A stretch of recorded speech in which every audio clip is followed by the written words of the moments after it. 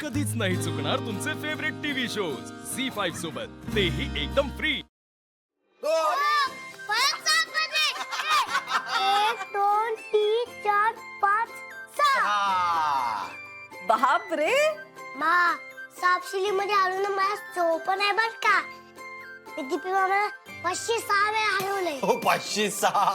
अरे हो, पण आपली माय ना, मग तिच्यावर थोडी दया कर की. एवढी एवढी एवढी एवढी नाही बाबा, गेम मध्ये दया नाही, कॉम्पिटिशन असतं, कॉम्पिटिशन. बरं घ्या घ्या. परत सापडले, मी वरती गेलो बाबा. अर्जुन, अमोल खूप स्ट्रॉंग आहे हा. पण मला एक कळत नाही, तो हॉस्पिटलला का घाबरतो रे? तूच विचार बरं त्याला. मा मी कशाच घाबरत नाही, सिम्बा आहे, सिम्बा. कशालाच घाबरत नाही तो. तूच उलट जपून खेळ, नाही तर तुला हरवल तो आहे का नाही. हा, नाही नाही नाही, पण अर्जुन मला काय वाटतं, तो फक्त बोलतो. अरे तुला माहितीये का, उद्यापासून आपल्या अमोलची ट्रीटमेंट सुरू होणार आहे.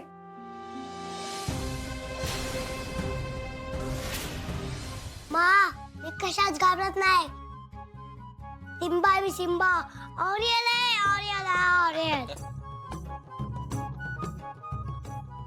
बाबा दोन पडले, कोणती गेली. अरे असू दे, तेवढं होतच राहणार. परत प्रयत्न करायचा. हा खेळा. आपे, डॉक्टर काय म्हणले ग? केमोथेरपीच्या वेळी अमोलला थोडा त्रास होईल असं म्हणले ना. हा, बाबा परत गेली. ये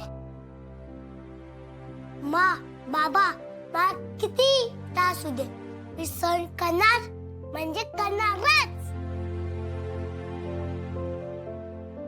हो बाळा, पण इथून पुढची परिस्थिती सोपी नसणार आहे.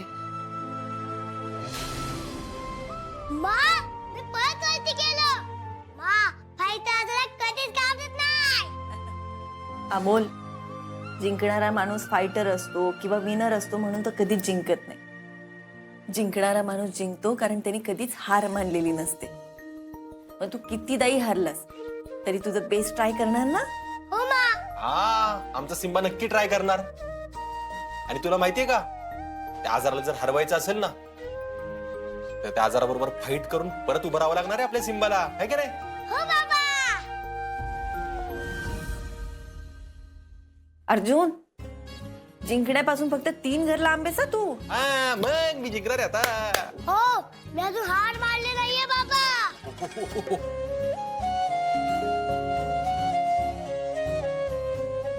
ये परत वरती गेलो, चाल बदली मला. बाबा परत आता उठून जिंकायला लागले मी. अमोल, बाळा असंच हार न मानता लढत राहा, कारण पुढचा काळ खूप अवघड आहे रे आपल्या सगळ्यांसाठीच, खास करून तुझ्यासाठी. मा तू काळजी करू नकोस, मी शाईचा मुलगा आहे ना.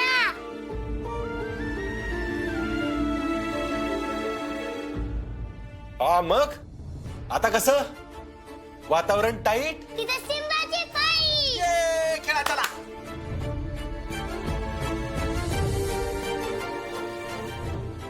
बाबा जिंकलो मी.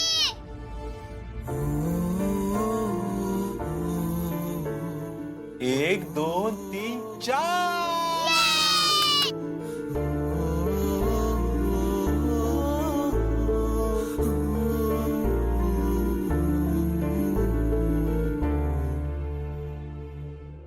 अहो, आज ना मला खूप भारी वाटते.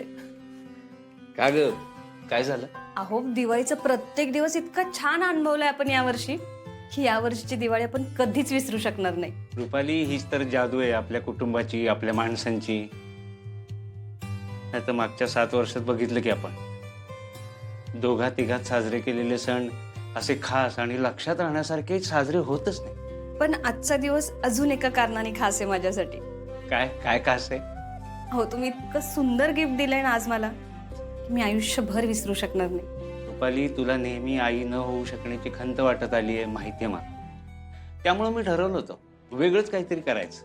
हो, पण अमोल आणि कुटुंबातल्या सगळ्यांमुळे आज मी खुश आहे. आता ना मला फक्त अमोलच्या तब्येतीची काळजी. ते आहेच, आणि त्या गोष्टीवर पण काहीतरी उपाय केला पाहिजे या ठिकाणी. अहो, उपाय तर करतोच आहे आपण, आता तुम्ही माझ्यासाठी महागडं गिफ्ट न घेता जे पैसे वाचवलेत ना, ते पैसे आपण उद्याच भाऊजींना देऊन टाकूया. आणि तुम्ही माझं ऐकलं, माझ्यासाठी गिफ्ट न घेता अमोलच्या उपचारांना महत्त्व दिलं ना, ते खूप बरं केलं तू.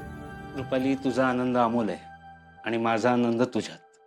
आणि आता अमोलची तब्येत खूप महत्वाची आहे हे माहिती आहे मला. मग मी म्हणते तसंच करूयात आपण उद्याच आपण आणि भाऊजींची पैशाबद्दल बोलून घेऊयात आणि हे पैसे त्यांना देऊयात. चालेल, ठीक आहे. पण हे दिवाळीचं आनंदी वातावरण आहे ना घरातलं, हे असं सुरू राहिलं पाहिजे. हो, नक्की राहणार.